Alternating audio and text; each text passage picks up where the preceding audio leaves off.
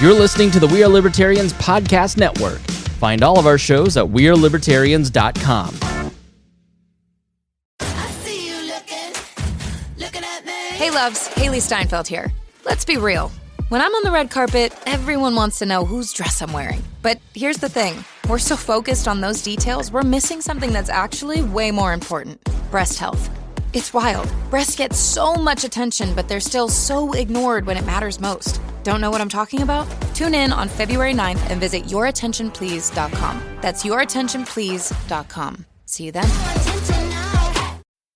This episode is brought to you by Abercrombie.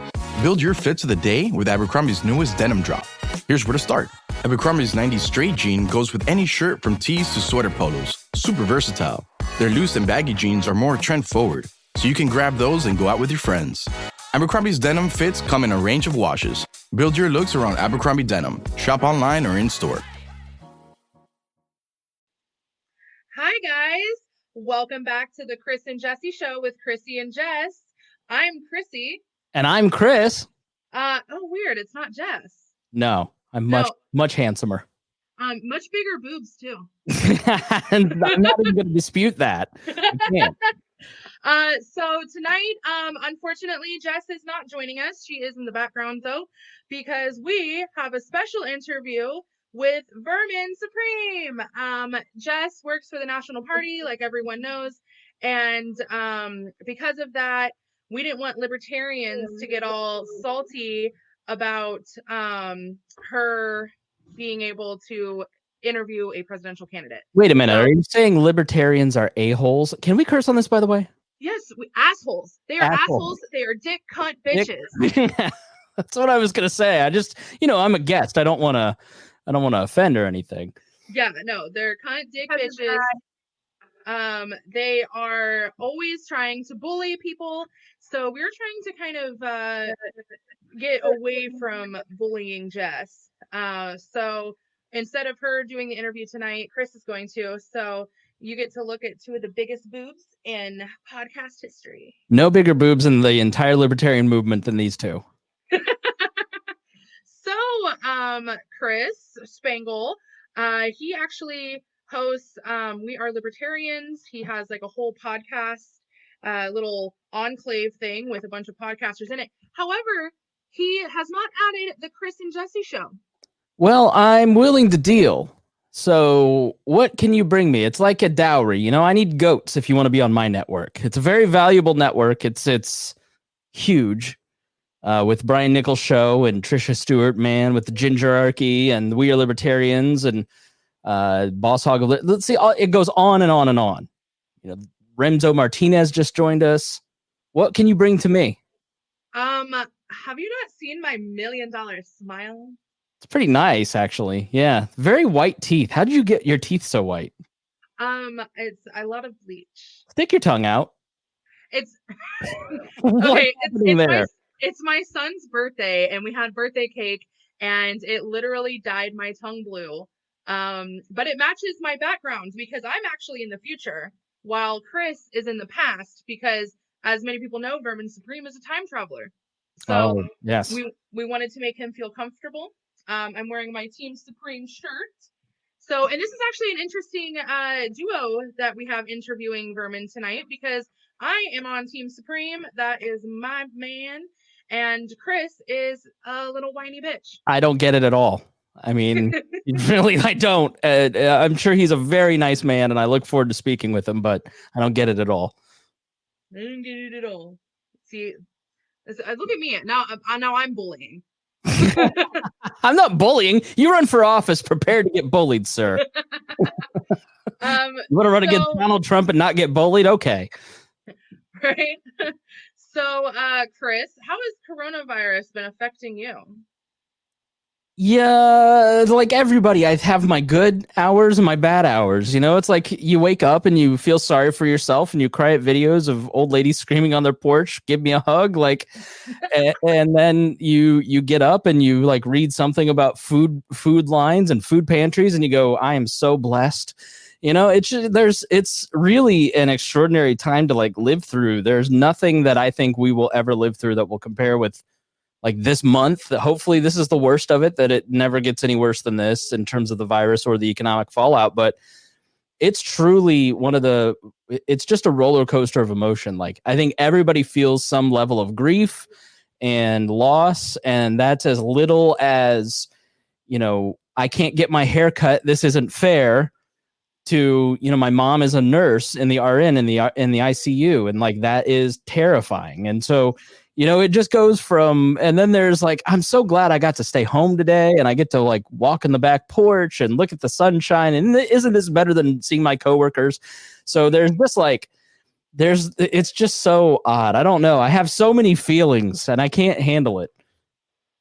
Well, yeah, that's I think that's pretty much the typical response everyone's having.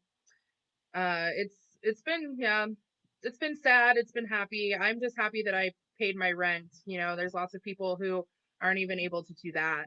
Yeah, like my work stuff is stable. I mean, that's okay. Like, are you okay? Like, have you been on furloughed or anything like that? I am a bartender. Oh, sorry. Yeah. So I have probably missed out on about $5,000 right now. I make about anywhere between 1,000 and 1,500 a week. Unfortunately, though, I am a bad girl and I don't claim my tips. So unemployment is giving me $110 a week. See, you try to be libertarian in one area and it screws you when you want to be a statist in another. Yeah, it's bullshit. Let me be a statist and give me my money. It's my money and I want it now. I'm calling JG Wentworth. Well, I wouldn't do that. He seems like a very expensive usury type fellow. But my thing with unemployment is like, you do pay into it. Your employer pays into it. So it's not like, it's not like the bailout money where it's just straight up tax money, but where the printer's going, but I don't blame you at all for filing for unemployment. My dad actually the other day was like, where are they going to get all this money? I'm like, they're literally printing it. That's where they're literally just printing the money. And I don't think people have any clue what that means. Like, they don't understand what that means for their financial future in like 20 years. It's like, yeah, a car's going to be $50,000 for a 2007 Datsun. Yeah. I was trying to explain, how luckily my son's kids get to pay it back. Yeah. So Chris, on this show, which is tonight, the Chris and Kryssi show, we like to talk about things we hate because we hate everything. So what are a couple of things that you really, really just have to get off your chest? Man, there's so many things I hate. You invited the right person to be a co-host tonight. I was driving. That's right. I left the house yesterday. And I was driving past a playground, and there was that orange construction fencing around a child's playground in a park in Greenwood, Indiana. And I just went, the sunlight kills the virus. What are we doing? Let people out. You're just shoveling them all into a store, and there's 75 people in line at Bob Evans. I swear, there were like the entire parking lot of Bob Evans was full. So none of it's working. Like, everybody's out. Let's just everybody get back to your life. Just if you're not going to follow the social distancing rules, just suffer the consequences, I guess. But I hated seeing that. It ticked me off. Like, I am not a libertarian who doesn't understand biology.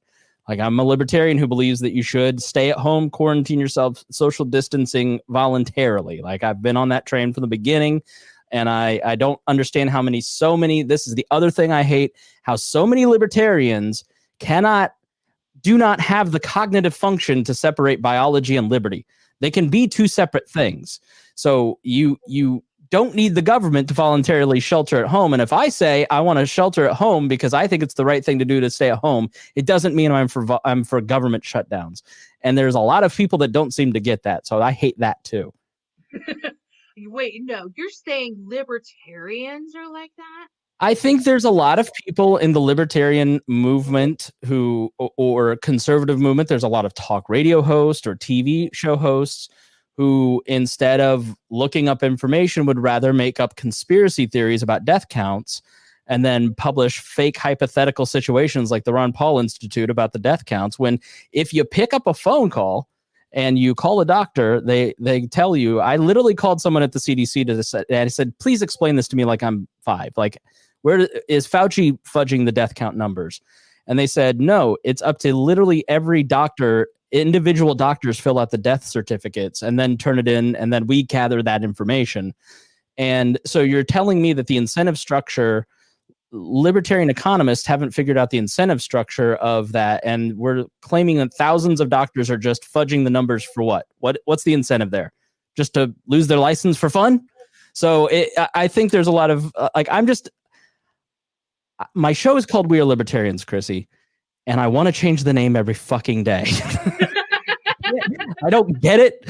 I'm sitting in this apartment boiling and mad at my own people, and I hate that I feel that way. But it's like, just Google some shit before you post it. Like, what? Yeah, just Google. It's not hard. I do it all the time. Yeah. So I don't know. I'm getting a little fed up with libertarians, but I also love my people, and that's why I just get mad. You know, they're the most generous people. They're the most giving people. It's just they get online and they're not. Yeah, it's funny. Like, they're like totally, completely cool, like in person, and then they get online, and it's like, where did you go? Like, what happened to you? Yeah, like, but I get it. I think like it's a hard time to be a libertarian because on one hand, you have like the most oppressive local, state, and federal actions in our lifetime. Yeah. So that just makes you crazy, and you hate that. But then at the same time, it's like you've got some of the best examples of libertarianism to talk about ever. And like the testing issue, instead of 100 points of failure and success in testing, the CDC centralized it to 1 point of failure, and they failed. So there's a great argument to be made that we're sheltering in our houses because the government failed. And so there's, we don't need government action because the NBA and the NCAA were sheltering in place and voluntarily shutting down. My company started voluntarily shutting down before the government got involved. The government was late. I mean, as always, they were reactionary. So you've got all these great examples of libertarianism and how our ideas work and how their ideas fail, along with like the most oppressive, like, sucks to live under this regime. So it factors in. It's just kind of like well, luckily we got out all of that hate before we bring on Vermin. Love. Yeah, there's a lot of it inside. Well, luckily Vermin Supreme's middle name is actually Love. Oh, that's good. Yeah. So I think that we're gonna just go ahead and bring them on. So we have Vermin Supreme with his pony and his mask, and we have Spike Cohen with his really horrible haircut. My haircut was fun. No, my haircut was fine. I just can't get my haircut for like 5 weeks. Can we zoom in on Spike's terrible hair? No exotic haircut from prison. I don't even know. I'm sorry for bullying you, but come on, man. I can't tell what's worse. It's terrible. The chest hair or the head hair? I like the chest hair. We mean which is better? My luxurious chest mane or my equally luxurious unkempt hair? Look at Vermin with his. Is that a mask made out of ties, Vermin?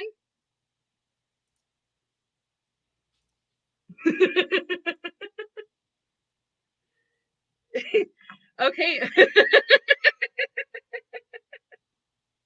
I have. Uh-oh. Oh, Vermin's muted. I can't hear you, Verm. God damn it! Oh, sorry.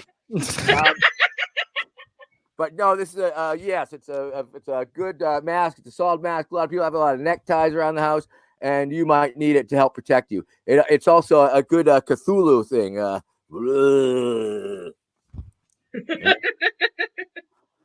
Yeah, I have my Vermin Supreme tie. I didn't realize I could wear it as a mask as well. Yes. That very glitter necktie could save your life. It's very fashionable. All right, guys, so let's just jump into the meat of this here. So as a lot of people know, Vermin Supreme is running for president as a libertarian. The man next to him is Spike Cohen. He is running for his vice president. Yeah, I don't know which side it's on. It's on one of these sides. So both of these gentlemen are absolutely fantastic. I love them so much, and we're really excited to bring them on and kind of talk with them a little bit. So my very first question is for Vermin, but Spike, feel free to interject.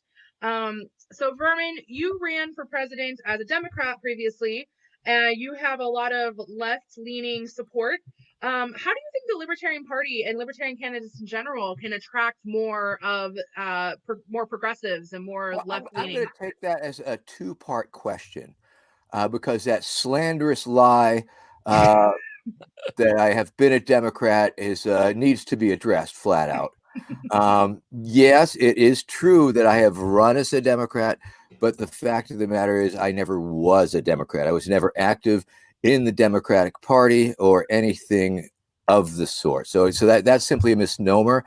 And of course, many Democrats, it depends, once again, because there's a lot of Democrats, as I've discovered, and ultimately the litmus test is how they react to my hardcore harassment of them.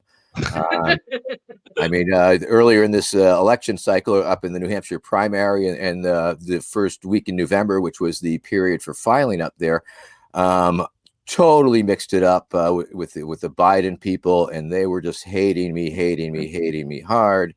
The Warren supporters were hating me hard. But on the other hand, the Tulsi supporters were very much amenable to me. The Yang supporters were very much favorable in my direction, as were the Bernie supporters.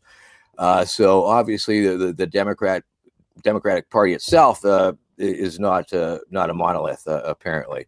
Although monoliths are super cool, aren't they? And the second part, of course, is how can we attempt to attract left-leaners into our direction?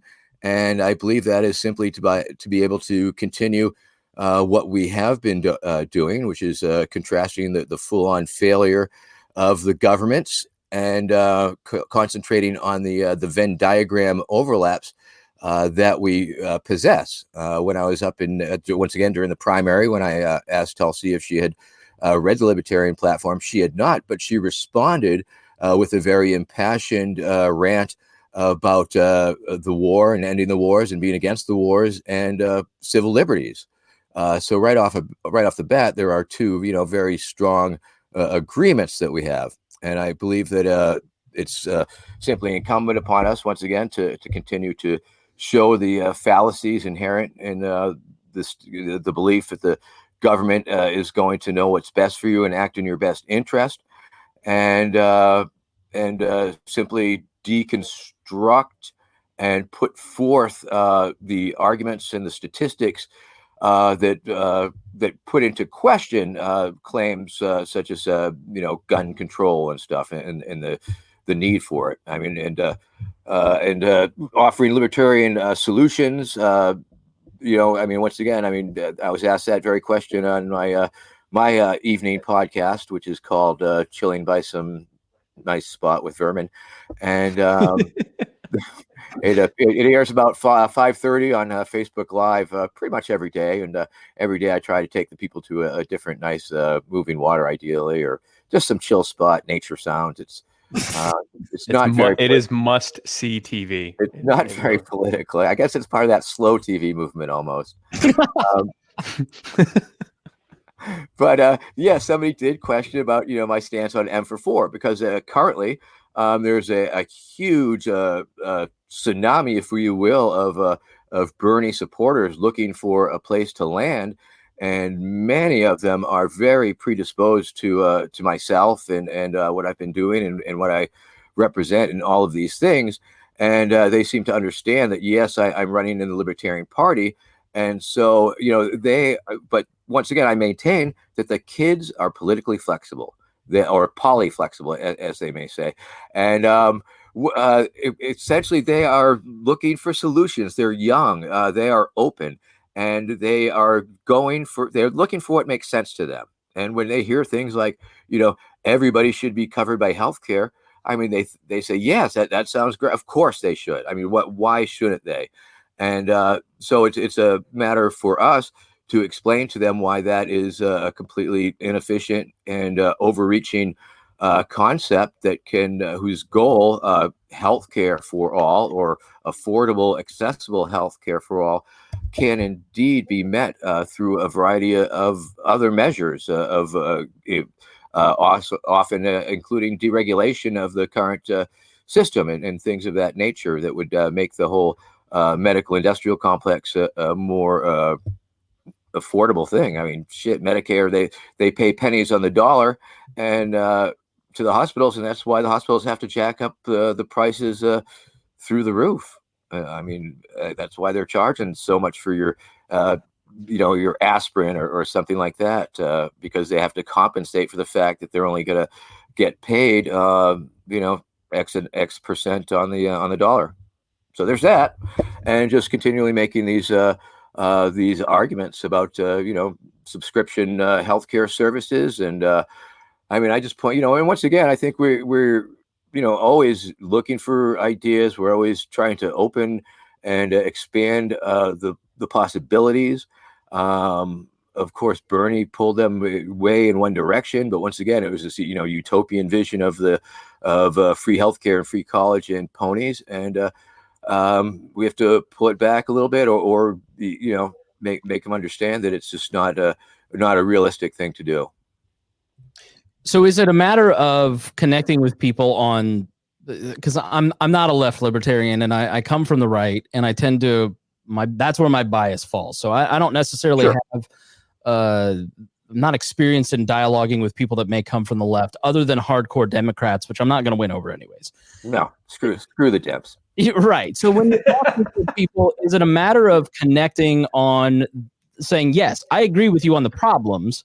We agree on the problems. We differ on the solutions, and this is the path that we ought to go. Absolutely. Is that where I start?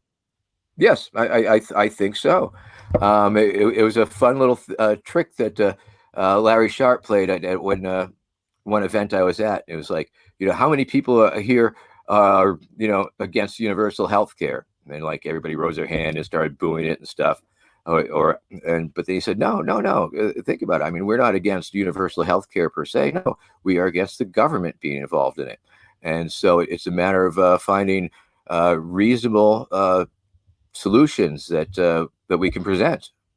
I mean, and once again, I was pointing out that, up until 1964, I think this was something that I picked up at one libertarian convention or another, that medical services were a cash-based operation, total cash-based up until 64. And then, of course, it was a nonprofit operation up until 1972, when Nixon decided that it should become a profit industry. And then obviously it become industry maximized their profits and did what they could do and continue to do so. So there's that. These are just things that we have to consider when we, once again, I mean, people are always wondering, why are things the way they are? And it's so much easier to understand that, in this world where we exist right now, the government is in charge. And so it's very easy for people to assume that is where all the solutions are. And so, yes, it is incumbent upon us to attempt to address their concerns with libertarian solutions. Well, and let's talk about why they are going towards someone like Bernie in the first place. You look at Bernie's voters; they're very similar to Vermin supporters. They skew very young, and a lot of them tend to. These are people that have been left behind. They've been told a lie since they were kids that you go to college and you get an education and you're going to be able to pull yourself up by your bootstraps by everyone else. What no one told them is that thanks to decades of terrible central planning, that's increasingly impossible for most kids who aren't already upper middle to upper income bracket in their household. So they come out of school now, they're an ungodly amount in debt already. And I mean, they can't even get insurance in their own name yet. Or they can't rent a car in their own name yet, but they can have $250,000 or $100,000 in debt for a job that is they're not even able to get. So now they're working in the service industry with, you know, 6 figures of or high 5 figures of student debt. You know, when they talk to their parents or grandparents about it, they're told about stories about how they were able to work their way through college back when it cost a fraction of what it does now, thanks to the terrible policies that their parents and grandparents voted for. And then here comes this, you know, benevolent looking old man to say, well, I'm going to tax the wealthy and give you all the stuff that you need. And when, you know, their parents and grandparents say they can't do that, they're destroying free market capitalism. To them, that's great. Good. If this is free market capitalism, which it isn't, but if that's what this is, let's destroy it and let's tax grandma and grandpa and you know, get me and the wealthy corporations and the wealthy people and get me the things that I need, because I've been lied to the whole time. This entire system has left me behind. What a perfect opportunity for libertarians to get over ourselves maybe once or twice and actually talk to them and listen to what they have to say. And instead of screaming at them that healthcare is not a right, talk to them about what their actual concerns are.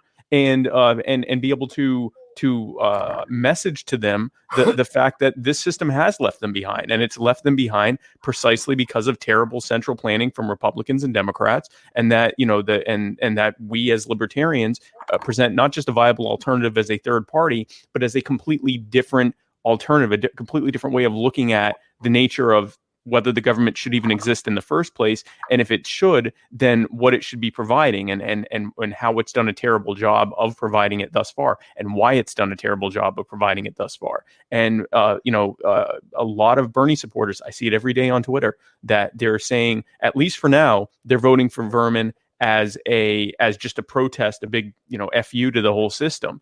But that's an opening for us to have a dialogue with them about what libertarianism actually is.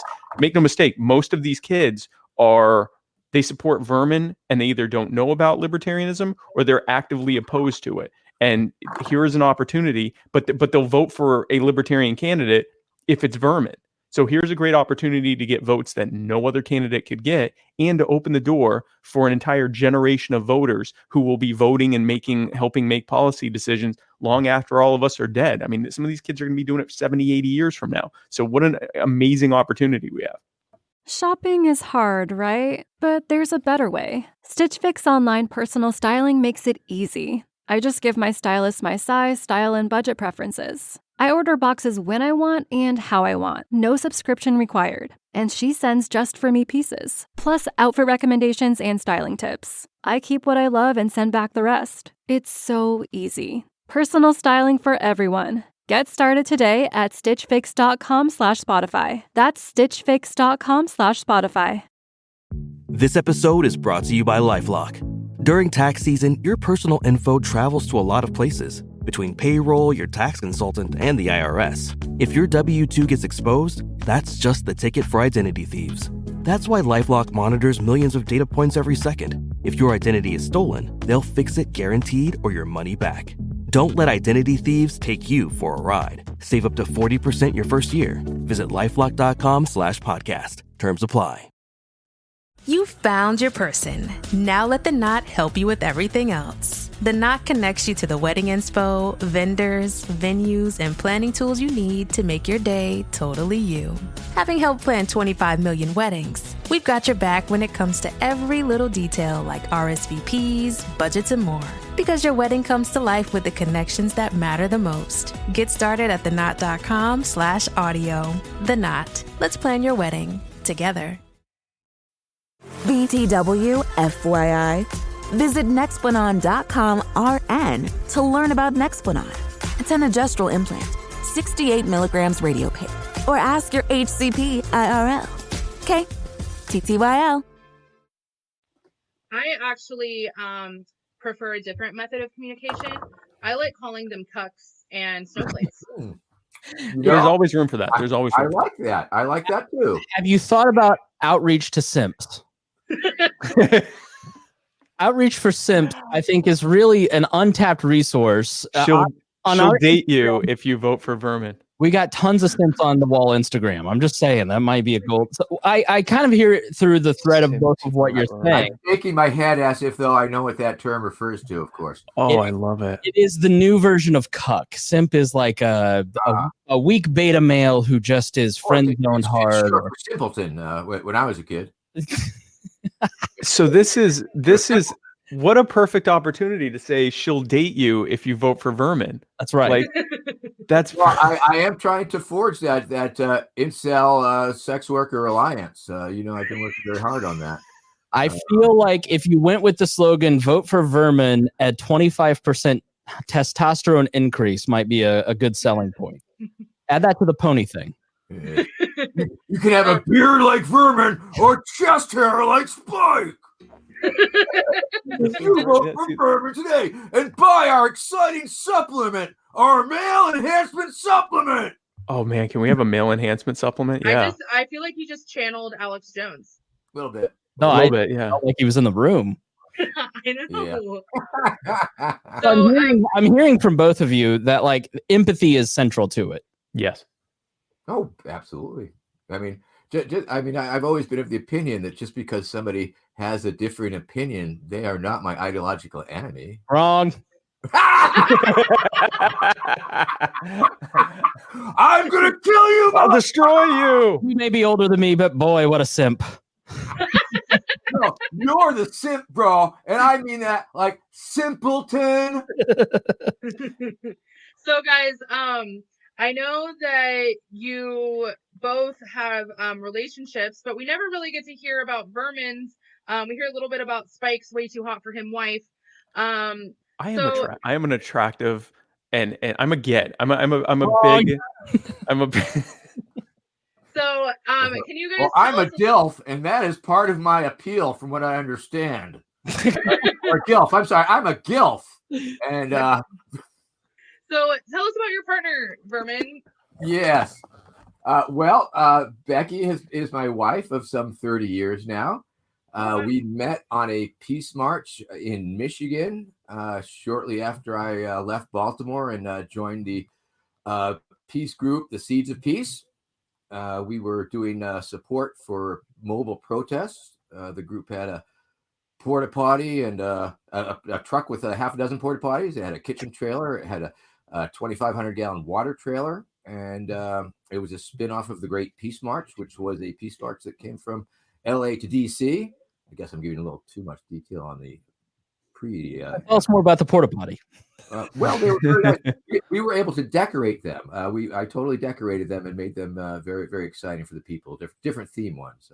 They were like, yes, clean and friendly, I might add. But we were in charge of that sort of thing, helping move these things. And we were driving through Michigan. I think it was either Kalamazoo and on our way to Lansing or something like that.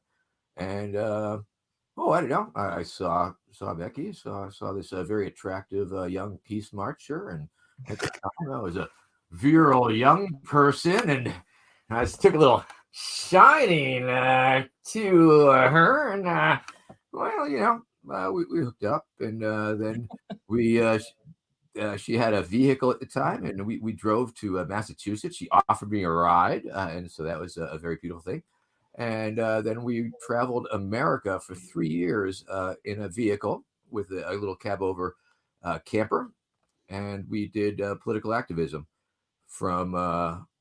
We would sort of travel from down south from the Kings Bay, Georgia, where they had the nuclear weapons deployed, to Cape Canaveral, Florida, where they tested the Trident D5 missiles, and we held down the fort for some friends of ours who were in jail for a simple crossing the line down there, Cape Canaveral Action Committee or some such, and the Nevada nuclear test site. We would spend weeks or months out there, and we sort of traveled the country clockwise for about 3 years, following these different political actions and visiting our kinfolk, hers in Michigan and mine in Massachusetts.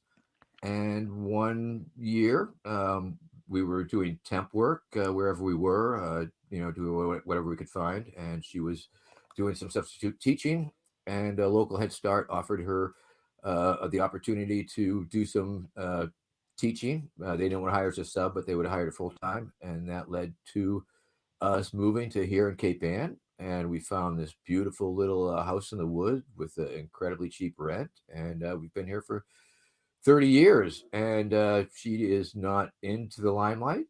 She is not into she's played out on my campaign, quite frankly. They usually are. They usually are. First 2 years, she was more excited by it, but she has tolerated what I have been doing, and she's been extremely tolerant when it comes to this this libertarian campaign run. For months at a stretch, I was gone every weekend, for several months in a row, doing the debates at the state conventions and like that. Mm-hmm. And she, and that took a while, took some adjustment, sure. And but it got to the point where she realized that if she kept herself busy, she wasn't so pissed at me for being gone. And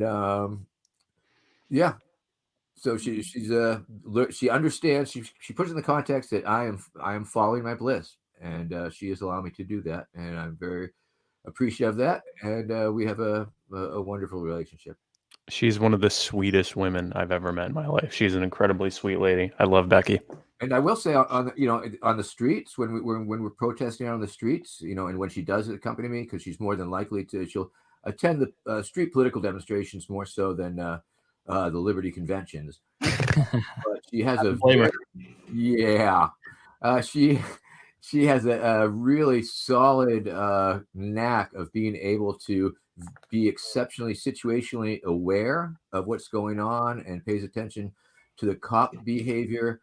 And so if I'm like up front doing something wacky, she'll be the one who notices if the white shirt people, the cops who are in charge, start to huddle with their troops. And, she can tell if something's going to happen. And oftentimes she will go up and intersperse, and she will talk to the head cop and interface with the head cop and say, "Oh no, that's just Vermin. He's a clown. Don't worry about him." And has saved my ass on several occasions. Nothing says true love like swine control. Absolutely. Meanwhile, when I got pulled over, my husband told the cop that the pipe was mine. So I guess that's the difference between Brandon and Becky. He's like, "What? They were going to charge you anyway." Well, my wife, that's quite a segue. My wife would never do that. My wife, when she gets pulled over, she yells at the cop and explains that America should be using kilometers like every other civilized country, and then she hands them a Ontario Canadian driver's license, and they look at it and they get flustered, and she yells at them, and then literally peels off. Like, I've been there. So she deals with police slightly differently. She condescends them and then drives off real fast, and they leave her alone because they don't want to do the paperwork.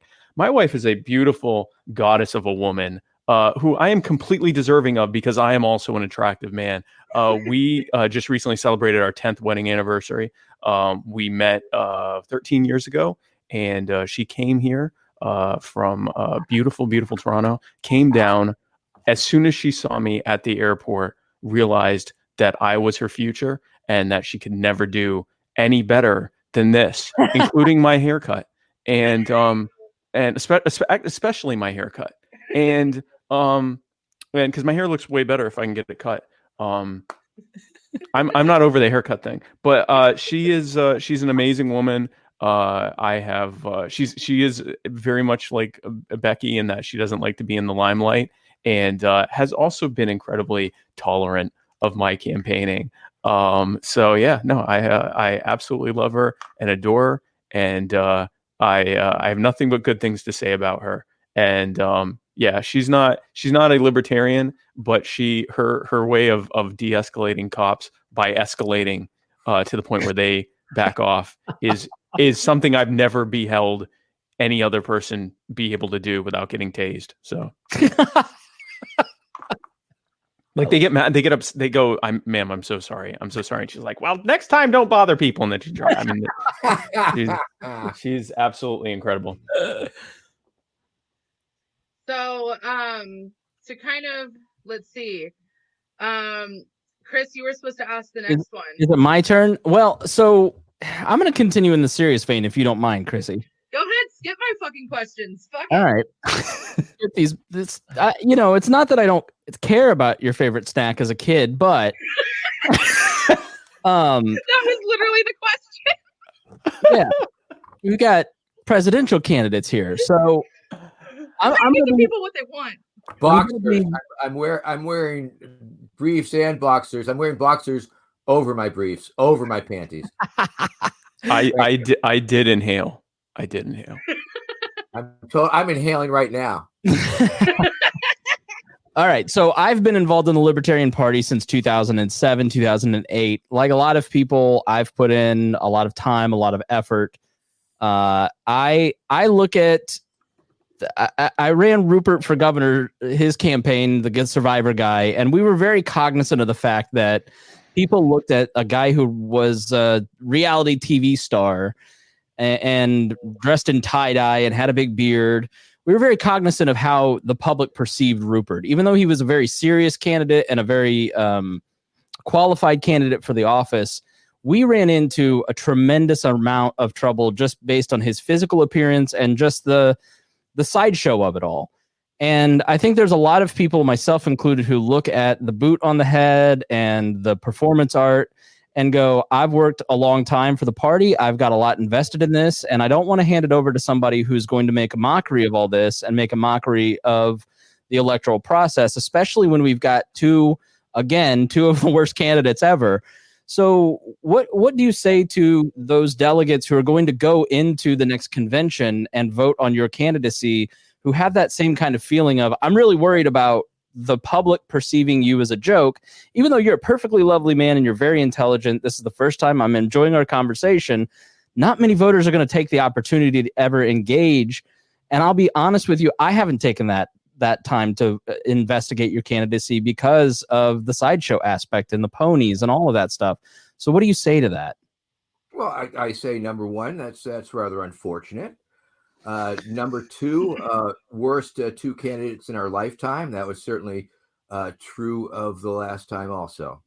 And I think that you have to, I'm sure that you've heard my suggestion and my inoculation for the Libertarian Party itself. For me, and I understand the question is, can a serious party put up a perceived joke candidate and not have that stick to them?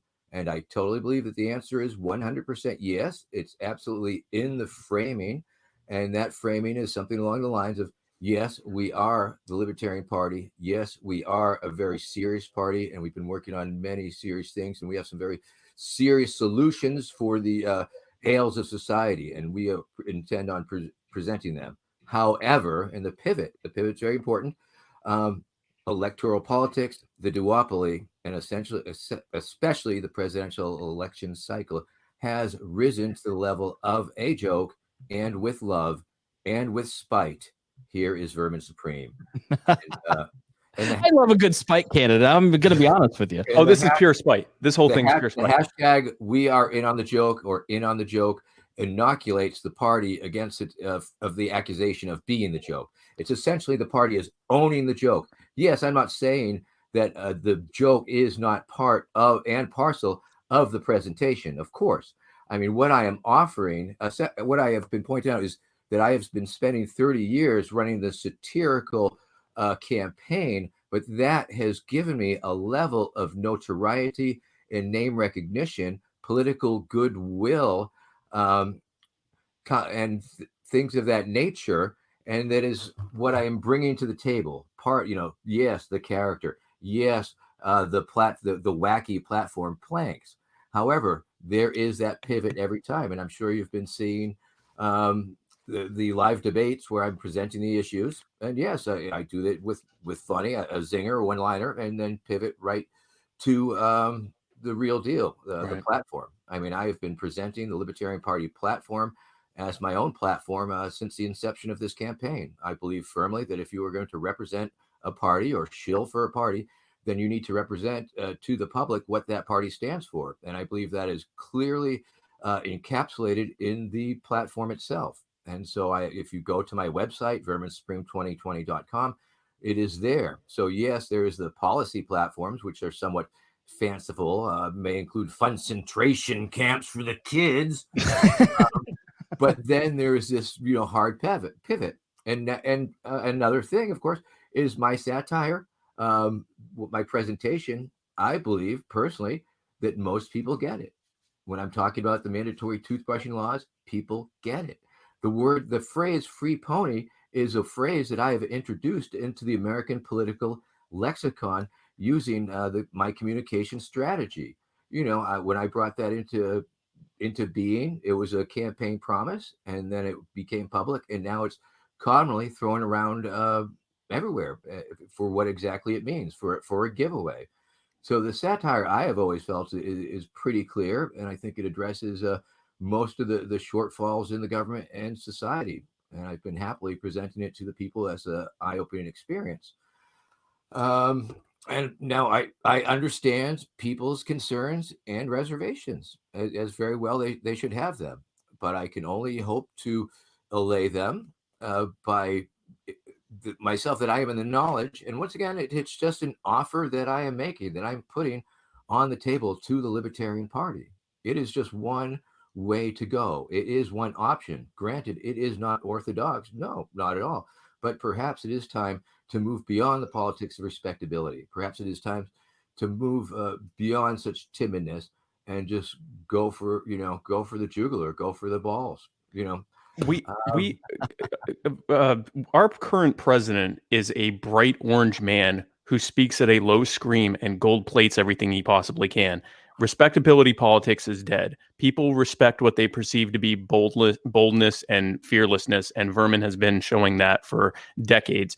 Chris, when I was in New Hampshire with Vermin back in February, the New Hampshire primaries, we would go into events for Democratic presidential candidates like Tulsi Gabbard, like Andrew Yang, like Bernie Sanders, who ended up winning there.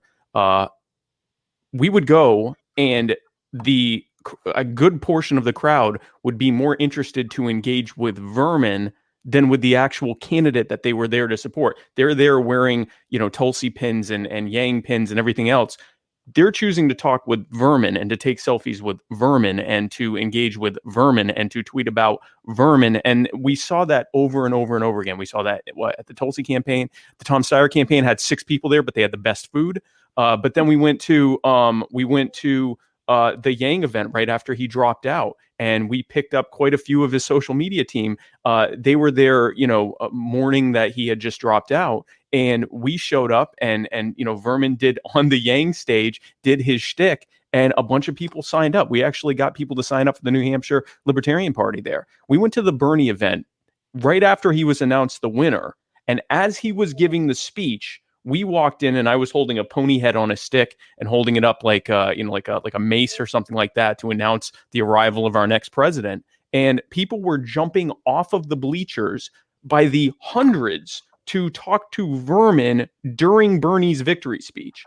Vermin Supreme has a level of credibility and popularity that not only no other candidate in the Libertarian Party has, but that the Libertarian Party itself doesn't even have. It's Vermin who is putting himself out there and taking the potential credibility hit of saying, yeah, I'm with an actual serious party this time around, and I'd like you to take a look at this party that the Libertarian Party in 49 years of existence hasn't won a single statewide or federal election. 49 years. That is, 12 election cycles, or 12 presidential election cycles, and 24 total election cycles, including midterms. Not one. I think at this point, it's safe to say that we can potentially do, yes, this is a very severe deviation from the strategy of how you present a respectable politician, which, again, I think in the age of Trump and even before then is dead. We have, I would say, a potential that, yes, this is a deviation, but it's, I would say, a deviation.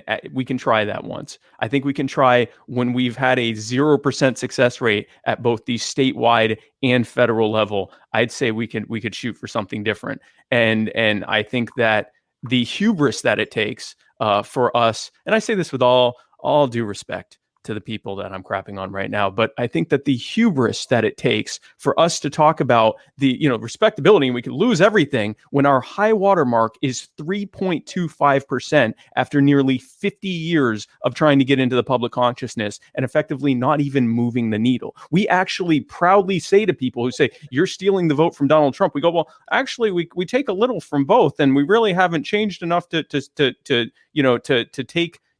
cost the election for anyone. That's not something to be proud of.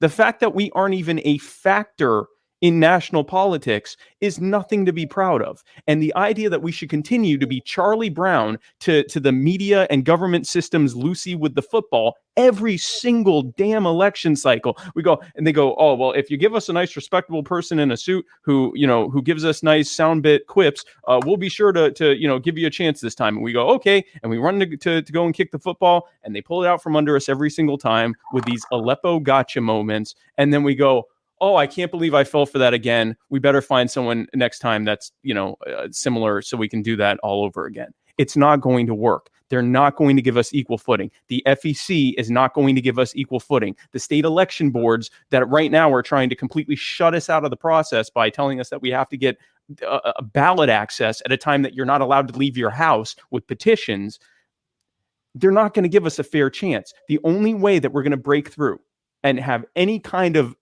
being able to move the needle on the national level or even the state level is to completely subvert their system, use their system against us. And the only way you can do that is with the kind of nonlinear messaging that Vermin has been using as someone who, prior to this, he's the most well-known candidate, and he never even, his runs before consisted of him hanging out and trolling people for a week or so in New Hampshire every 4 years. And he is head and shoulders above the other candidates in terms of the knowledge of him and perception of him and his popularity, especially with the exact kind of voters who are the most likely to consider voting third party. In my mind, it's a no-brainer. But even if you don't think it's a no-brainer, in my mind, looking at our success rate so far, which is literally zero, and again, not just for president, for Congress, for Senate, for governor, for any of the statewide race, not one statewide race, not one federal election. I would say at this time, we can try, Gary said, try being libertarian with me one time. We're saying try the free ponies angles with us one time. We see the popularity of it. Go on Twitter right now. No one is saying with Bernie dropping out, I'm voting for one of the other candidates. And I have tremendous respect for most of the other candidates. But they're not saying I'm voting for. There's a few, Spike. There's a few. Full disclosure. There's a couple that I don't want to vouch for, but no one is saying I'm going to vote. I'm happy to. You are welcome to, but no one is saying I'm going to vote for these other candidates. They're saying I'm going to vote for Vermin. I'm going to vote for Vermin. I'm going to vote for Vermin. I'm going to write in Vermin because again, they're not saying I can't wait for the Libertarian Party to put up someone that I can vote for. They're saying I'm voting for Vermin. And if Vermin's not the candidate, I'm going to write him in. I think there's a potential that we have a situation where if Vermin didn't get it, even if he actively encouraged people to vote for the Libertarian candidate, he'd still get more votes as a write-in than the actual Libertarian candidate. This is an incredible opportunity. This isn't about can the Libertarian Party afford to take a hit. A little hyperbole to me, Spike. It might be, but this is my opinion. Okay. This is not a campaign opinion. I just wanted to let you know I felt it was a little bit of hyperbole. That's okay. I personally think that's the case. Well, I think one way to prove a little bit is there's a new contest that's going on right now that is recruiting new members and soliciting donors using specific candidate links. And as I'm looking at the graph, a new one will come out here in about 5 minutes. It looks like Vermin has more than all the other candidates combined. And I feel like that is an important metric because that's bringing in new people. These aren't people that are already in the party. Let's be real. We're libertarians. We're going to vote for whoever the libertarian candidate is, no matter what. Right. We need to get new people in. And Vermin has, I think yesterday he was at 60 new members in just a few days. And that was more than all the other candidates combined. Yep. Why do you guys think you're doing so well in that contest? Just we're sharing the link essentially, just sharing the link and effort.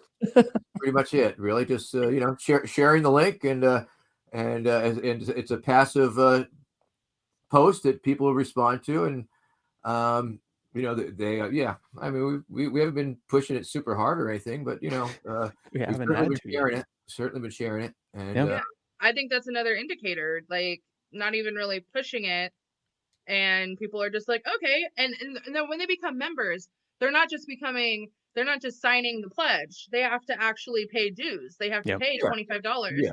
So these are people paying $25 to become a member of a party just purely based on Vermin. And And I don't even get a cut of it. yeah, well, and Unlike it's helping. some people who have the links, they get a cut of it, but it's a Uh-oh. candidate. No, I can't wait till I'm not a candidate anymore. Then some of these state committees will get to pay me for coming and being a speaker and shit. Well, Kryssi, may I be obliged to have one more question? Yes, you can. I want to answer what my favorite snack is. I hear you have 2 podcasts. What are your podcasts, by the way? Oh, my podcast. Oh, you want to talk to me? Okay, cool. Yeah. So my favorite snack is smoked salmon, and my shows are called The Muddy Waters of Freedom, which is on Tuesdays at 8 p.m. Eastern time, and My Fellow Americans, which is Wednesdays at 8 p.m. Eastern on Muddy Waters Media. I've been doing them since summer of 2018, and they've been an absolute blast. And I absolutely love doing it. That's how I met Vermin. Was I had him on my show in, I should probably remember the month. I think October. I think it was October. September or October. I love all your social media stuff. So I'm excited to meet the guy behind Muddy Waters Media. I follow you on everything. Oh, cool. Well, it's me. Well, me and Matt Wright. It's me and Matt Wright. I want to ask the 2 of you. There was an announcement today in Reason that Gary Johnson's 2012 running mate, Judge Gray, is getting in the race with his vice presidential candidate of Larry Sharpe. That's obviously a very big ticket. And then Justin Amash, literally moments ago, a co-host of the show with much smaller boobs than mine, texted this photo to me. Hannah Cox tweeted, please be... so Donald Trump literally said this out loud. When somebody's president of the United States, the authority is total, and that's the way it's got to be. He said a lot of really dumb stuff today in that press conference. And Justin Amash tweeted, Americans who believe in limited government deserve another option. Hannah asked, please be you. And he said, thanks. I'm looking at it closely this week. So there's a possibility that Justin Amash gets in this race, and you've got Judge Jim Gray now. So what are your reactions to these 2 new competitors to the race?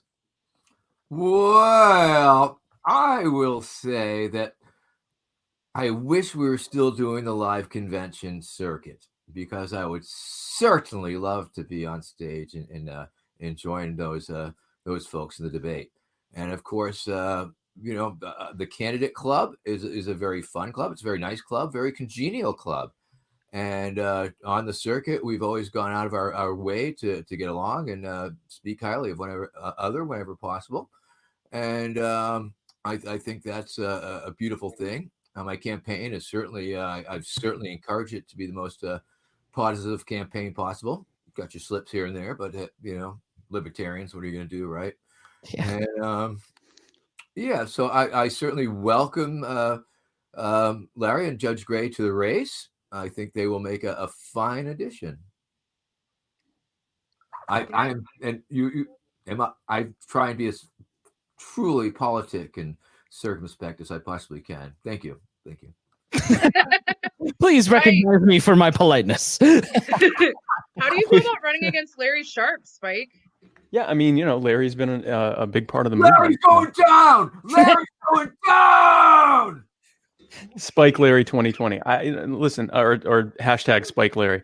No, I don't have anything negative to say about Larry. Larry's been a big part of the movement. I think it was, I was very happy to see everything he did during his New York gubernatorial race. And I'm glad to see people entering the race. I mean, for a while, it would look like it was just kind of me. And that was interesting. So now having, some more people that have been entering and running in, I think it's great. We can compare and contrast our different styles. We can potentially learn things from each other. I'm also not really much of a mudslinger to begin with. I mean, even when Lincoln Chafee was in the race and I would talk about his voting record, I wouldn't, attack him as much as just talk about the fact that we probably shouldn't have someone who votes for, war and surveillance and everything else and gun control and everything else to be our nominee. But I don't really have anything negative to say about Larry, and I look forward to, if we're allowed to leave our houses at some point, I'd love to actually meet him. So I look forward to it. I have had a bunch of my supporters reach out to me to let me know that they're doubling down their support in light of it. That's actually how I found out it was happening earlier today, when they said, I don't care what Larry's doing, I'm supporting you. And I'm like, hey, thanks. What's Larry doing? And so then I looked that up. But yeah, I mean, the more people that are in, the more choices that people have. I am confident that we have shown that if the goal of a political party is to contest races as well as possible and to draw people into it and the broader movement that is behind it, that Vermin and I have demonstrated that we're the best path forward to be able to do that. And, the delegates will decide that if and when we're ever allowed to get together. We will have a decision about, who they're going to pick. But yeah, I mean, the libertarians have some great choices to pick from. I'm just the best one. That was not like the spicy tea I wanted. I wanted you guys to say "fuck Larry," but I love Larry. Of course you did. We know how this stuff works. Of course you want us to trash talk those people. The art of the interview, Kryssi, is noticing what they don't say. And notice that they didn't talk about Justin Amash. So it's what Justin Amash. He's a real politician, so I have no problem just jumping into his. I mean, gosh, give a fucking break, that dude. Police.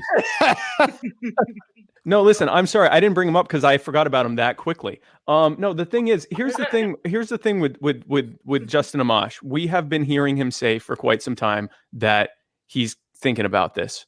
And he may or may not do it, but I also, again, I have nothing negative to say about him. I'm not sure if he's ever uttered the Libertarian Party name, despite some people in the party throwing their panties at him for several years now. But I don't know what to tell you. I mean, he may or may not jump in. I think at this point, it's a little bit of an insult, potentially, to be saying, oh, hey, next month, I'd like to be your candidate. But, that's me. I don't know what to tell you. So, to kind of bring up a little bit of more topical stuff, how would the Supreme Spike Cohen ticket handle the whole coronavirus thing? Oh, well, that's very simple. Number one, we would make coronavirus and COVID-19 against the law. Yeah.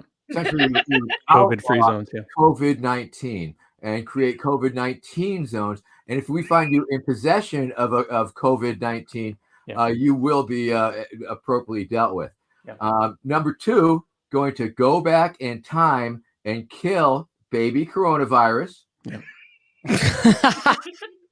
And number three, I am going to build a microscopic microbial antiviral wall around our great nation. Yeah. And perhaps even a moat of Purell. Yeah. Listen, if you're going to infect people in this country, you have to go through the legal process. We are a nation of laws, and we are going to set up a very robust, like our ancestors' viruses used to have to do when they came here, legally, the right way, and respecting our culture. And that's what we got to do. And I think that some of the bleeding heart pinkos in our party have suggested going back in time and just raising coronavirus to be a better person. I think that's ridiculous. And I think that it's a virus. How do you even raise it? You have to kill it. You have to kill it. Would you even give a pony to virus criminals?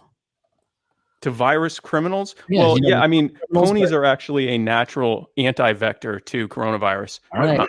I'm saying that now. Once we perfect the shrink rays, yeah, they're going to get very, very small, and it will be an epic and broad-based battle, a literal battle between ponies and coronavirus. So speaking of ponies, wait, which would win in a fight? 50 little coronaviruses or 50 one big pony? That's, I think, the question. Well, we also have a badger. Well, speaking of ponies, Vermin and Spike, what would you name your ponies? Well, since I'm getting the first pony, I get to name it Tony. Tony the Tony pony. the pony. He just stole my name. Now I got to think of a new name. Crap. You haven't been thinking about this stuff for months, Spike? It was Tony. Tony? Oh, baloney. Macaroni the pony. I like that better.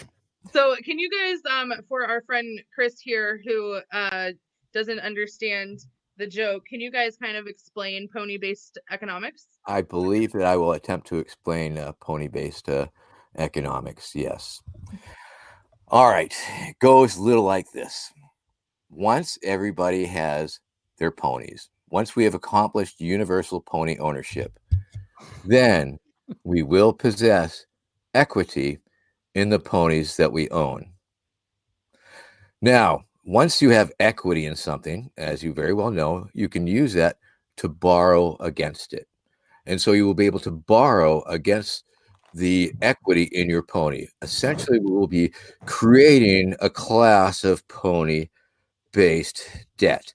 Now, once we firmly establish pony-based debt, then we will be able to bring in the brightest and the smartest of all the Ivy League schools, and they will begin to set to work on creating the most opaque and incredibly difficult to understand pony-based financial instruments that you could even possibly begin to imagine.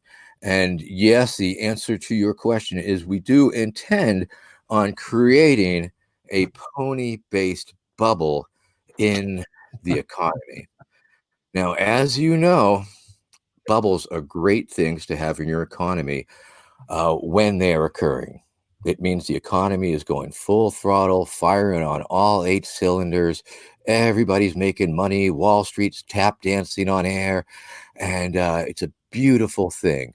Unfortunately, many bubbles will indeed burst. But this bubble is going to expand bigger and bigger and get incredibly large. And it will never, ever explode. And I'll tell you why. Because it is going to be steel belted and reinforced and last forever. So that's It's a magic bubble. It's a magic because bubble. some people say, Vermin, are we literally going to be using ponies as currency? And I say, no, that's absolutely ridiculous until we can make them really, really small. Pony coin. Yeah. I feel like, Chris, do you smoke weed? No. Okay, totally understand that. That's why you don't get this. No, I don't drink. I don't smoke. I don't own a gun. I'm the most uptight libertarian. You don't own a gun? What the fuck? Who are you, Sam Goldstein? How did they even allow your membership? You don't own a gun? They Sam made me show a picture of my gun before I could even sign up. Sam was my boss, so that's why I am the way I am. So don't worry, Dustin Anna's right behind you, buddy. I want to know, does your head get hot in the hat? Does it, like, I've always wondered this about you. Does my brain bake? Is that what you're asking? But like, it's like the vinyl, is it rubber? Like your boot? Like, does it get hot in there? It's actual rubber, and I have worn it in some very temperate climates over the years. 2012 at the RNC was in Tampa, and it was very hot and very humid. And yes, one of these years I will equip it with a thermometer, and then we'll get some accurate readings. I do enjoy when you say that you've outlasted a candidate in the race. I laugh every single time. Thank you. It's very funny, and I also enjoy that. What do I do? So I have a knife. So I have this buck knife, and I wanted to know, if I trade this in, will you give me a better buck knife, or do I get a gun? Yes. Yes. Yes. Yeah, absolutely. Yeah. I mean, 100%. 100%. I'm warming up here. I'm just going to be honest with you. Yeah. No, you get a lot of stuff. Our campaign gives a lot of things, which is surprising for a libertarian campaign. We're popular and we promise free stuff, oddly enough. But you get a pony. Your pony will be retrofitted with the 20mm Vulcan cannon. Any weaponry that you have will be replaced with better weaponry and more weaponry. We also give you free cheesy bread with the purchase of any federal explosives permit. We will be legalizing recreational plutonium. Once once the zombies are providing us with all the power that we need by putting them on giant hamster wheels and dangling brains in front of them in perpetuity, the next question becomes, well, what are we going to do with all of these nuclear power plants that are going offline? What are we going to do with all this plutonium? And the answer, of course, is whatever the hell you want. It's your body. Just stay away from us for the rest of for the next 35,000 years. See, can we get Chris some weed so he can just understand? Because like I feel like that's all that's missing for Chris. Well, so I'm actually I've been sober for about 14 years now, but I wasn't sober, like really heavily not sober for many years before that. So I'm permanently damaged from that. And it shows every day. I feel you need to be high to understand sarcasm. I get it. Are you high right now? Thankfully, a large number of people do. Thankfully, a large number of people do. And if you do Google metrics or anything like that, you just like compare the analytics to myself and any current candidate in the race, or against any number of things, really. And I don't know. It's pretty surprising how famous I am for people who seem to claim to the contrary, that I'm unknown outside the party.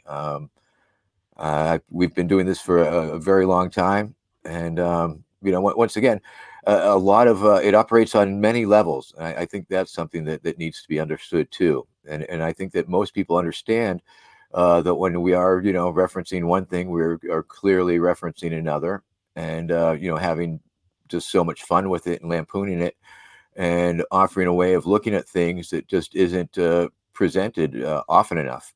And we are just, and one of the beauties of what it is that I've developed and created includes that, I offer, we extend the opportunity for adults to pretend a little bit. They like to pretend, and we give them this opportunity, and they're more than happy to play along with it, even though they know full well that they're never going to get their pony or cheesy bread or badger or anything. Wait, what? Don't tell anyone. And, a lot of times, not you. You're getting your pony. You were getting your pony. Relevant campaign promises is that it's all, I will lie to you. I have no reason not to. All these things, it's up front. You get nothing. Vermin Supreme reserves the right to deny everything, and you get nothing. It's right up there.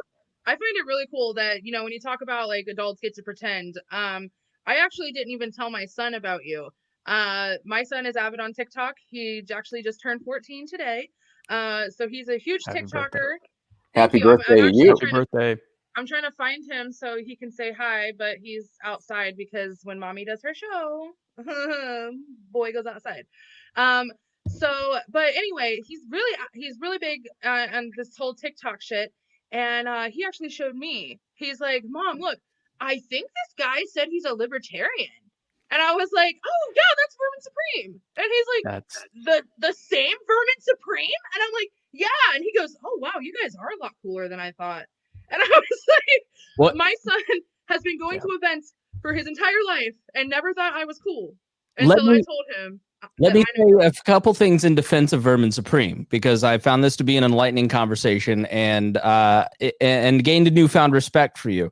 I will say, from lessons from the Rupert campaign, Rupert and I talk all the time about how we did it the wrong way. And that was putting him in the suit, trying to make him fit into the political norms.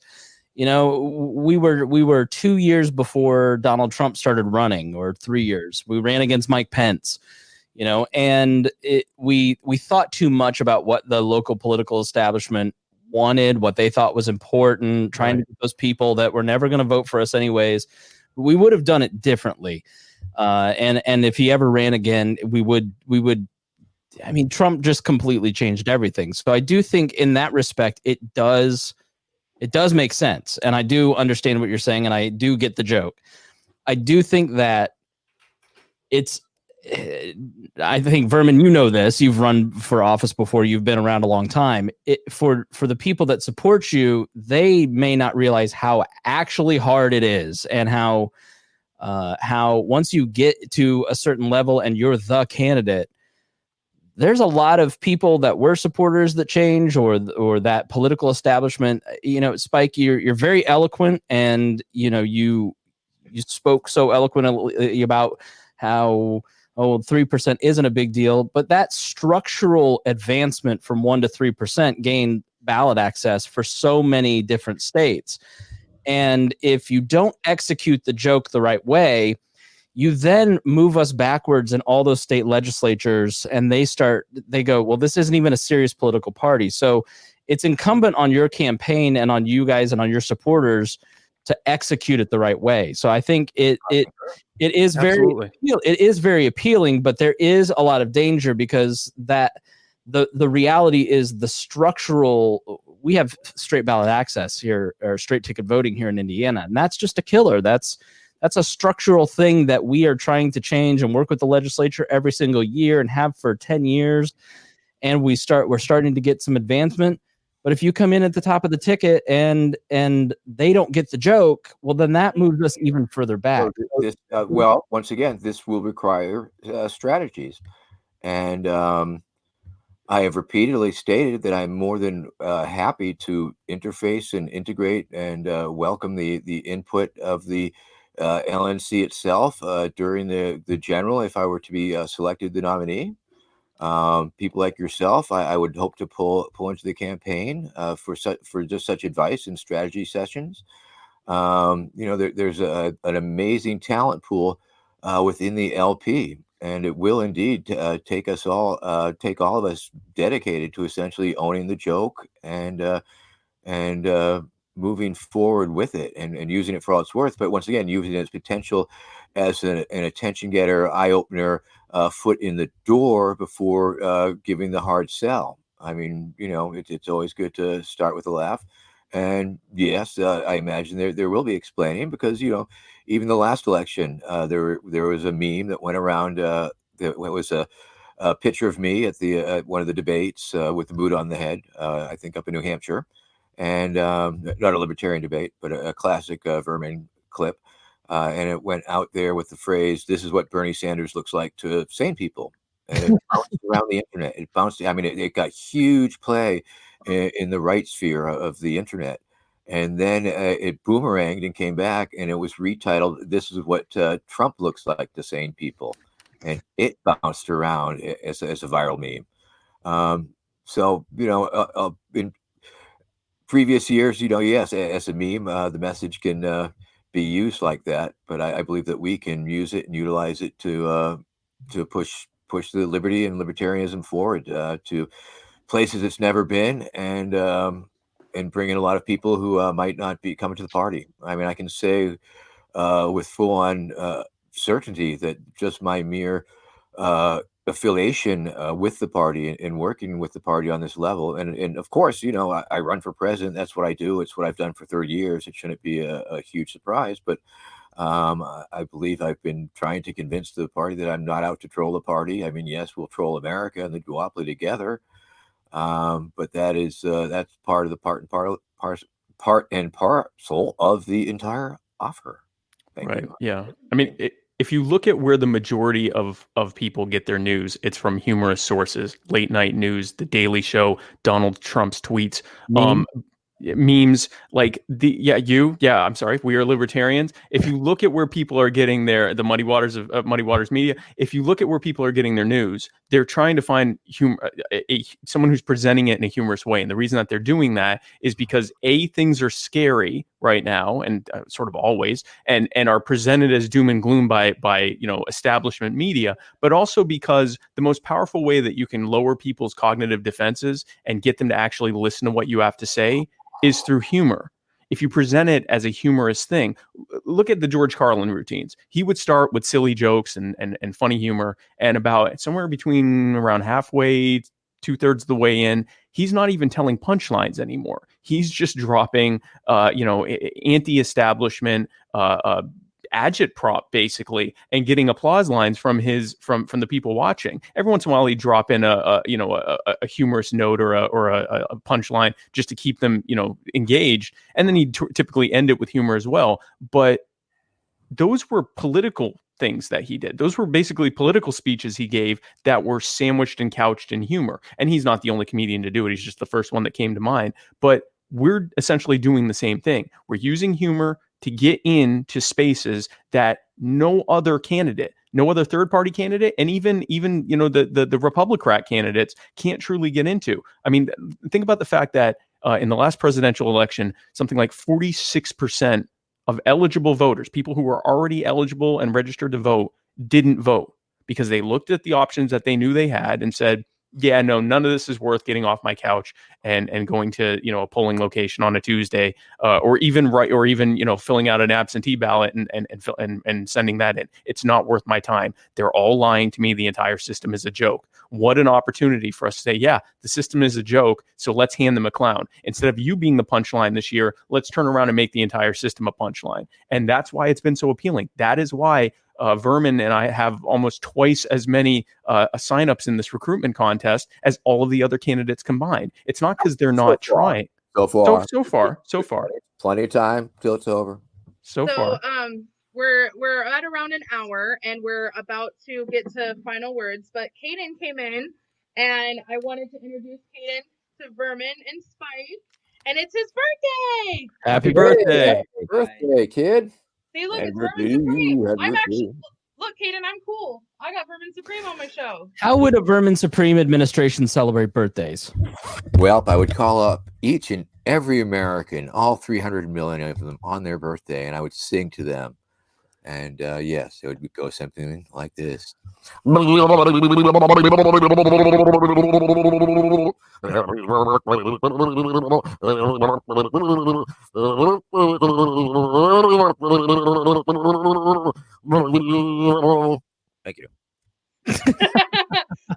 Caden, how was your birthday song? Great. Now he's gonna go tell all of his friends he got to meet Vermin Supreme and got sang to for his birthday. Got serenaded, yeah. High five to the camera. Boom. All right, guys. Since we're at about an hour, is there any last words before we go? Anything you'd like to tell the Chris and Jesse audience or the Chris and Kryssi audience, whoever the fuck we are tonight? Chris and Kryssi. I'd like to say to Chris, I mean, what you should understand about what it is that I do is it is a communication strategy, and it's a communication strategy that it does include simple, elegant, and effective methods, and the boot and the crazy platform planks for that. But they've been wildly successful, and I believe that we can utilize it. I mean, you must ask yourself, can we use humor as a weapon against the duopoly? Can we use a humor as a weapon against the status quo? Can we get humor to grow the party? And my answer is most certainly yes to all of those questions and more random questions. The tagline to my podcast since 2012 has been "All of the irreverence modern politics deserves." So I get it. I'm in on the joke now. Thank you for enlightening me. Yeah. No, thank you. And I ask for your assistance, and now that you can conceptually grok it in helping us phrase it or be able to explain it in a simple, forward manner to people who disagree, but as you did previously, until we at least presented our case. So I would appreciate that. Hey, you guys, this was actually a ploy. Jess could have totally done this whole thing. We just knew Chris was a hater, so this was all a ploy. Perfect. And Chris, I would like to say, there's a difference between not getting it and being a hater. There's other candidates in this race where I'm a hater. Trust me. Yes, Spike. Well, I just would like to say I resent that we didn't have more opportunities to talk about my favorite snacks, and hopefully we can address that when Jess is the co-host. But anyway, whatever. I'm not bitter. No, I'm not bitter. We also missed. What was your longest road trip? My longest road trip was driving to New Hampshire and then back after getting coronavirus in New Hampshire. How many lawsuits have you filed in your life, and why? 3. So sued the NYPD successfully, sued the LAPD. Well, not successfully, but settled. And had to sue the city of Concord, New Hampshire, in order to have ponies protest Hillary Clinton's book signing tour. And then I don't know if we have time for the history of activism rainbow gathering. God, no. No, we definitely. Hey, stop talking shit about my questions, bro. Just, I was really stoned when I put those together. Okay. I would, What's your favorite I would suggest and request that you watch the documentary "Who is Vermin Supreme?" I will. on Vimeo. I mean, it really will let you know where I come from my career, what I've been doing for forever. Yes. Well, And thank you guys. if Go you want ahead. if you want to join us, if you're in on the joke, if you're hashtag in on the joke now too, be sure to go to verminsupreme2020.com. You can buy. We have new merch in the store. Be sure to buy lots of sweet Vermin Supreme merch. Look, is this not the coolest fucking candidate shirt you've ever seen? It's very cool. Is And that it only gets better from there. Yeah. Vermin Supreme 2020.com. You can donate to us. You can donate to us with crypto. Give us some of that Bitcoin you've been hodling. And if you want to join the team and sign up and volunteer, be sure to contact us on our forum. We are on all social media. So if you're looking for either Vermin Supreme or me on social media, simply look for Vermin I Supreme. don't think we're on Snapchat, are we? I'm not. You might be. Not yet. I mean, there's people use my name for sure. I can guarantee that right now, if you go to Snapchat and type in my name, you'll find a dozen people who are using my name for whatever reason. Yeah. But once again, Chris, understand, the boot is not attached to my head. Oh, look, he took it off. I am not my character. I knew that there was performance behind it. I was aware that there was I didn't think that you were a crazy person. Like,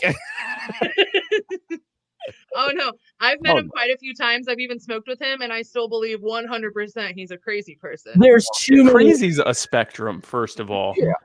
There's a spectrum. too many people I respect that take you very, very seriously and support your campaign. So it was just a matter of I hadn't gotten around to, like, once convention time rolls around, then I'll pay attention to the candidates, I guess. But and so that is the only metric. Once again, I mean, I don't know these things, but because I have so many principled libertarian representing the left and the right parts of the party, I mean, that's the only way that I can tell it's real, because of the people who have stepped up and endorsed my campaign, real libertarians. And, otherwise I would have to wonder. Otherwise I wouldn't be doing it. I was recruited into this role and have developed this very large base of support within the party and some very, a number of people whose opinion I respect, because I just don't know enough in order to fully know if it is the right thing to do. If I wasn't me, I would have to question myself. because I am me, I have no choice but to present it in the most positive light. Thank you. I'm Vermin Supreme. A very reasonable man making a very reasonable offer. I am the pragmatist choice. Thank you. All right, Chris, do you have any last words? Yeah, just thanks to everybody for listening. I really appreciate it. If you wouldn't mind, please go download We Are Libertarians. That's the podcast. Visit wearelibertarians.com. That's where the website's at. It had a great episode that we just posted tonight. And I would just say that if everybody could spend as much time calling their favorite nonprofit and getting involved in the front lines of what's happening in your community, as much time as you spend bitching online, put that much effort into helping a nonprofit. I host the public affairs show here in Indianapolis for our radio station cluster, and you cannot imagine the need that is happening in the communities in terms of suicide spikes, opioid spikes, food security issues, child abuse. Like there's a local COVID shelter with 60 kids in it who their guardians are in the hospital or have passed away and they need clothes. Like there is so much need happening right now, and libertarians need to be the group that step up and show that we're here to help. And I totally understand all of our concern with liberty and what's happening. There's not much we can do about that, but we sure as heck can call up a nonprofit and say, can I give you money? Can I give you clothes? Can I give you some of my food stores? What can I do to help you? And that is truly how we're going to change the world. That is truly something we can empower our communities in. That's a direct response that we can have, that we can feel good about. And so awesome, because you sound like exactly what I like to say to my people on my podcast. Yep, exactly. Yep. I think we are so on the same page in that. We're talking about mutual aid and voluntarism and charity and love and compassion. And that's the only thing that's going to see us through this mess for sure. Yeah. So, there's so so much. I appreciate there's that message, Chris. I so much appreciate that you put voice to those sentiments also. Yes, thank you. Okay, this is way too much like kindness and love for Shut up, my Sophie. show. Wait, that's I about want to everything say I shiny. love people. No, I want to talk about how much I love people now too, since everyone else has. When people ask, without government, who's going to do whatever, help people after disasters, help people during pandemics, help people that are poor and suffering, the answer should not only be we will, but demonstrating that we're doing it and actually putting our ideas into action as much as we possibly can. What a perfect way to do that, to help others, not just because we should be helping others and want to help others, and that's why we're doing what we're doing, but also it helps with our message that we don't need government. Government makes it worse, and we're here cleaning up after government's mess. So no, I am very thankful that came up. I don't know if the three of you feel this way, but I feel that libertarians sometimes are overly fearful of government, and they need some place to channel some of that anxiety. And like, I just feel like this is the place where people need to get involved. They can put your efforts into that. Like, the Libertarian Party is really important. All this stuff is really important, but you're probably not going to change the system in overnight. That's a gradual thing. But this is something, man, where a bag of food. I mean, they're having a really hard time at some of these food shelters here in Indianapolis, and just buying food. And so it's gonna be some really hard time for a lot of people for perhaps a long time. And we have to try and do what we can and propagandize them at the same time, of course. Yeah, actually, we had a really good idea before our state got completely locked down to serve a lot of the children that were on the free lunch program, serve them lunches from our Libertarian Party headquarters. I've been giving shout outs to that program at debates and on podcasts, and it's definitely getting shout outs from me. Awesome. Yeah, no, it's we just thought it's such a great idea. And why not slip a couple libertarian things in there for their parents to read? Yeah. All right, guys. Well, thank you so much for joining us. We're really, really happy you stayed on. Feel free to stay on after I end this broadcast, and Jess can come on and chat with you for a minute. Thank you. You guys are so great. I know I see your eggs. They look like great eggs. Put your eggs away, Spike. The broadcast is I over. just wanted to show my eggs. I'm sorry. Okay, those are beautiful eggs. Which no one's ever said to me. So that's a beautiful boot, beautiful eggs, Chris, beautiful boobs, and me, beautiful curly hair. So now that we're all feeling super filled up with our ego, I love you all, and thank you again for joining us. Bye-bye. Good night. Thanks for coming.